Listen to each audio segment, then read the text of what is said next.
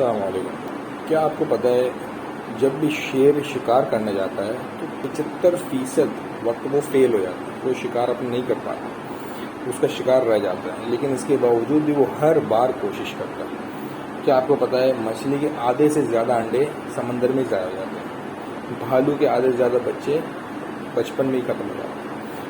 بارشیں جو دنیا میں ہوتی ہیں وہ آدھی سے زیادہ شاید 75% بارشیں سمندر میں بہہ جاتی ہیں، پانی سیو نہیں ہو پاتا۔ لیکن قدرت کا ایک نظام ہے کہ فیلڈ ایفرٹ یا ویسٹڈ ایفرٹ کا قانون جو ہے وہ سمجھا جائے کہ اللہ تعالیٰ نے یہ قانون بنایا ہے کہ آپ نے کوشش کرتے رہنا ہے اور انشاءاللہ اس کا فائدہ ملے گا۔ آپ کو اگر کچھ کرنا ہے تو آپ کو اس کی کوشش کرنی ہے، فیل ہوگے پھر کرو، فیل ہوگے پھر کرو، نئے انداز میں کرو، بہتر انداز میں کرو، اپنی غلطی سے سیکھ کے کرو، لیکن کرو ضرور، ہار نہیں ماننی ہے۔ یہ قدرت کا نظام ہے، جس چیز کی آپ کوشش کریں گے انشاءاللہ وہ آپ کو ملے گا۔ امید ہے آپ کو ہمت آئی ہوگی۔ جزاک اللہ۔ السلام علیکم۔